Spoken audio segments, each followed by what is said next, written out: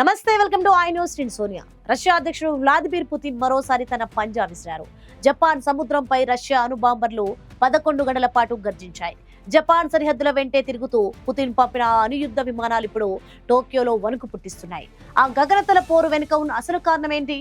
మన అంతర్జాతీయ war room report లో ఆ సంచలన వివరాలు ఇప్పుడు చూద్దాం. మేము సిద్ధం, ప్రపంచం వణికి తీరాల్సిందే అన్నట్లుగా ఉంది రష్యా తాజా కదలిక. పసిఫిక్ మహాసముద్రం సాక్షిగా పుతిన్ తన అణు సైనిక శక్తిని ప్రదర్శించారు.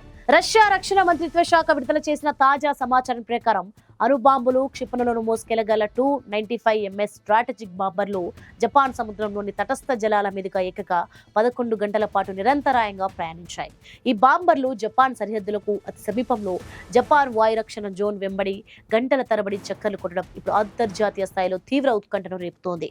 రష్యా విమానాల కదలికలను గుర్తించిన జపాన్ వాయుసేన వెంటనే అప్రమత్తమైంది. తమ యుద్ధ విమానాలను గగనతలంలోకి పంపి రష్యా బాంబర్లను నిరంతరం పర్యవేక్షించింది. ఈ 11 గంటల పహారా కేవలం సాధారణ విన్యాసం కాదని, పశ్చిమ దేశాలకు జపాన్ కు పుతిన్ పంపుతున్న ఒక బలమైన హెచ్చరిక అని రక్షణ నిపుణులు విశ్లేషిస్తున్నారు.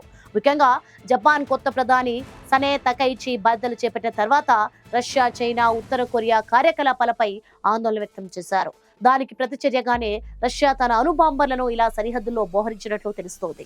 ఈ బాంబర్లకు రక్షణగా రష్యాకు చెందిన అధునాతన సుఖోయ్ 35S, సుఖోయ్ 30SM యుద్ధ విమానాలు కూడా తోడుగా రావడం ఇది ఎంత పెద్ద వ్యూహమో స్పష్టం చేస్తోంది.